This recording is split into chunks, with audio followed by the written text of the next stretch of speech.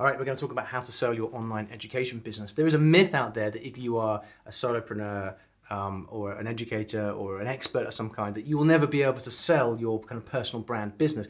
That is not true, but you do need to put a lot of things in place in order to make your business sellable, and we're going to be going through that today. Just for context, I own a number of seven-figure online education businesses. I'm involved in some way or another, one way or another, with dozens of them. Last year alone, I bought, invested in, or started 7 different education businesses. So I know this world really, really well, and I spend a lot of time looking at businesses for sale, P&Ls, balance sheets, things like that. So I've got a very good idea of what it takes to make a buyer excited about the prospect of acquiring your business. And this is really important it's useful to understand whoever you are, because as you'll see through what we go to today, preparing your business for sale doesn't mean you have to sell it, but in and of itself, it's really good practice, because the kind of things you have to do to make a business sellable are the exact things that make a business strong and robust. So it's actually kind of good practice to do. And with all the businesses that I own, we always go through this process of figuring out how to make it sellable, because it just makes for a strong business. I think if you are sort of high 6 figures, low 7 figures in annual revenue, this is particularly relevant for you, because this is something that you can actually start working towards right now to potentially pave the way for a sale in the future. So what's interesting about selling businesses, there's so much of the time when you see businesses for sale, it is for all the wrong reasons. It's hardly ever because a founder has grown a business to its sort of natural peak of what they're able to do, and then they feel like, the best interests for the business to move it to the next stage are to sell it to a more capable operator or private equity or whoever it may be. Almost always, you've got people selling because they're burnt out, growth has stalled for some reason, they can't figure out why, so they're kind of stuck. There might be a relationship breakdown in the partnership, forced asset sale in the case of a divorce, for example. There was a case recently where a number of different business partners, one of them was getting a divorce, and he had to sell his stake in the business in order to pay for the divorce. A lot of kind of messy different situations. And then family reasons as well. All of these things, it's leaking up there. All of these things can be reasons why businesses go for sale. And so it kind of makes this interesting dynamic where you have to understand as a buyer what exactly is going on here. And that it can make for a very enticing, very good opportunity, or a terrible opportunity, depending on this particular mix. The reason I bring this up is because I think a lot of the time, especially with solopreneurs, educators, experts, sometimes we just get tired, we get burnt out. We've been doing the same thing for 5-10 years, and it can kind of make us think, it can make us start to fantasize about selling, particularly when read the newspaper and you see these kind of crazy rags to riches story of the startup founders who have this multi-million-dollar exit, whatever it may be. But a lot of the time we think about selling for the wrong reasons, and it could be that all we need is a holiday, and if we just take a proper holiday, we can step back and actually come back to the business refreshed, and we realize actually we love this thing that we've built. Why would we sell it?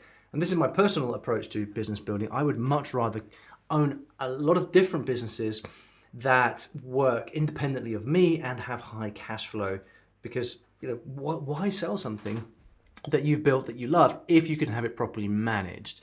I think a lot of the time with founders, your life, your relationships, your business are out of balance, and that creates a lot of pain, and that leads you to want to sell. But if you can build your business in the right way, that's not actually necessary. Now, the thing about businesses is it's just like selling a house. If you ever bought or sold a house, you know how this works. The owner of the house thinks, this is such a special house. I've got so many years of memories here. Someone's going to have to pay a real premium to get my wonderful house.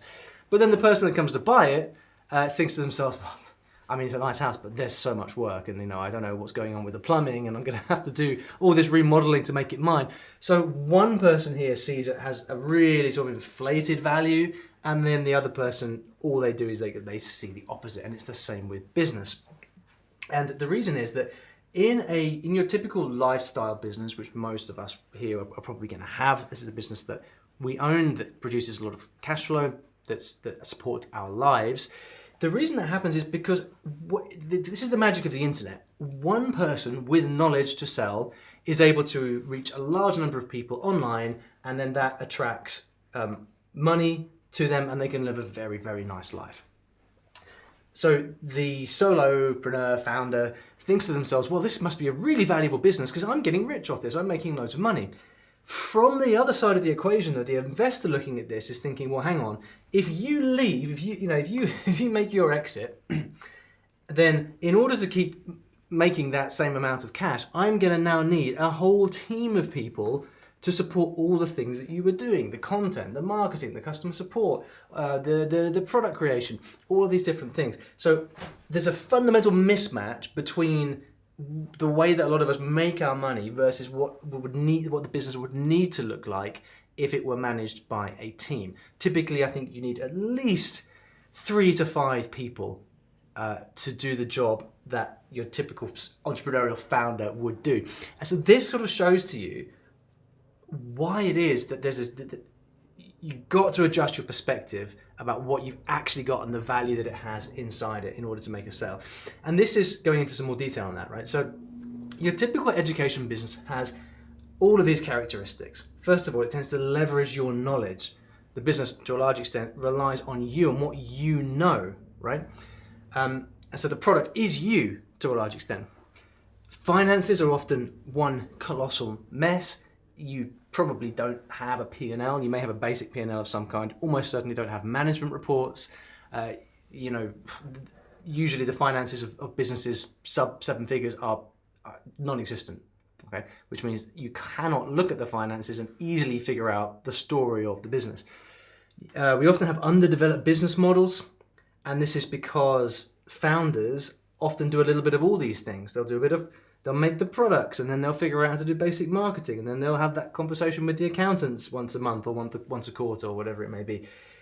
What this means, you don't have a team in place that systematically does all these things. Okay? Which, remember, all of these things are risks for someone new who's looking at your business. And then, what else have we got here? Hopefully it might not be clear on the screen. I'll make it bigger for you here. Marketing is often just your content. So you make content and that functions as marketing. It's the content marketing paradigm. Remove your content, if you as the expert no longer make content, well, what happens with the marketing, right? And then often that's also, you've got a concentrated channel risk. So if you're a YouTuber, for example, well, not only are you going to leave, but also you've got all the eggs in one basket. If something happens to that YouTube channel, what's left of the business? Okay. For that reason, if you leave, everything crumbles. That's the state of most businesses. And this is the number one thing, I guess from a high level, that we need to look at fixing in order to make a business sellable. The other thing is that sales rely on your star power. So like, for example, in the early days of Story Learning, my main business, which is a language education business, I'd be on YouTube, I'd be like putting my passion into the content, and people would buy because they like me and they like my message. It makes sales very easy. When you then remove the kind of celebrity founder person, you've got to sell through more traditional means, leveraging copy to an audience where you don't have that existing relationship. Everything gets harder, all right?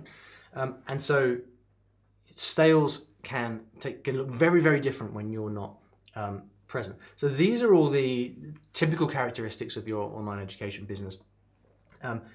If you actually do client work, if you work with clients in a more kind of high touch way, you are probably the only one delivering the product.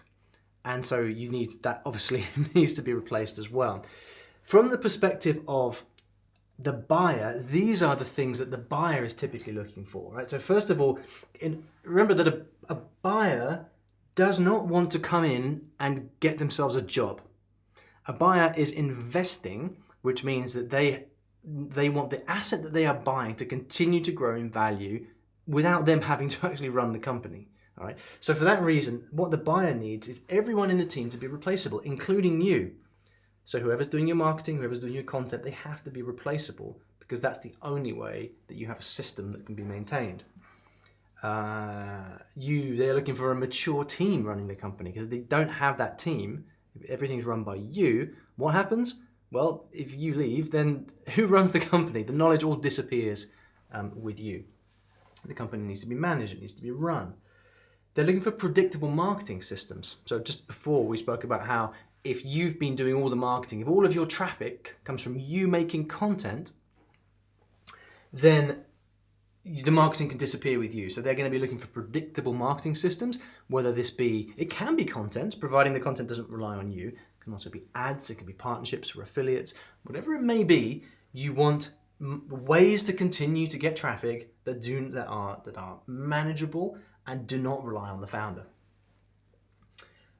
They want channel risk to be spread out, particularly important for content creators. If you're a blogger, well, what happens if Google changes their algorithm? If you're a YouTuber, what happens if YouTube changes their algorithm? If you get all of your clients from ads, from Facebook or Instagram ads, well, that's notoriously difficult. Prices can change, they can go up and down, things can just stop working. Apple can introduce new privacy updates. Buyers are looking for a non-concentrated channel risk. So they want to be able to have traffic sources come from different places, so that if one of them goes down, no problem, you've still got the other ones working. Typically not the case in founder-led businesses. And they want crystal clear finances, which means they want to be able to look back over at least 2 years worth of books and be able to tell the story of the business through the finances. Bit of a problem for sort of less mature businesses where you don't even look at the books, you just do bank account or bank balance management, which is a terrible way to manage your finances. And then lastly, this is a really important concept to understand, that the concept of IP, intellectual property. You want to make it so that the value of the business is not tied to you as an individual, but rather is tied to some kind of system, some kind of process, some kind of intellectual property that is owned by the business. And I go into this in quite some depth in my case study of story learning, which you can find on my website, ollyrichards.co. But to give you a quick demonstration of what this might look like in practice. So in the early days of my language business, you had, that's a little bit chunky, isn't it? Let me redo that. In the early days of my language business, it was basically Ollie. This was me, and I was the one who was the face of the business. I was doing all the talking. Like, all of the value was tied up in me as an individual. Over time, we shifted that over to a method which was called story learning. And this was now a language learning method that's codified. There's a system, and so when we build courses, when we do marketing, we can have other experts, other tutors in to run that system, and the whole value of the business, therefore, is based on story learning, the method, not me. So I can skedaddle, and there is still, the value is still there. It might be, you might have to work hard to find different people to sell the story learning thing and to explain the story learning thing, but the basic premise is that the intellectual property of the business is this and the method. It doesn't rely on me as the founder. All right. So these are. Can you see how different they are? These things are. What we think we have is poles apart from what a buyer is going to need in order to sink, potentially millions of dollars into investing in or buying a business. So we have then, if we want to prepare a business for sale, we've got to get from A to B. A being where we are with all the problems that have just been mentioned, and B, what a buyer is actually looking for. And typically, this is going to involve quite a long process. I would say that at a minimum, if you want to fix all of the problems we just looked at, you're going to be looking at probably 12 months just to make the changes, to get yourself out of the marketing, to find other people to make the content, to get your finances in order. And then after those 12 months, buyers are typically going to want to see at least 2 years of accounts as well, because they want to make sure that the business is stable. So this is why when people talk about a sale process, it's often at least 2 years, more like 2, 3, even 4 years to prepare a business for sale. Because what you've got to remember is what's going to happen in the meantime is that you might be doing this much in revenue, but as soon as you pull yourself out of the business and start replacing yourself with other people, what's going to happen is you might make the same revenue, but your profit is going to tank because you've now got a lot more expenses in the form of team. The sales are going to be less effective because you're not there. So you're going to drop certainly your profit, likely your revenue as well for a period of time, and then it's going to have to build itself up. And over time, it can be far more powerful, but that takes time. So you've got to factor this in, and you don't want to be, you want to make sure that when you are presenting your business for sale, the thing that you're selling is this this curve here, right? You do not want to be selling this bit because they're going to be like, well, what the hell just happened? You know, I'm not buying this. I'm not catching a falling knife. Instead, you want to make sure that this is the thing that you're presenting. And so if you want to have, say, 2 years of accounts with the business looking like this, then you've got to obviously time this properly so you can see why this is going to take quite a lot of time. All right. So here are some specific steps, 8 steps that you would have to do.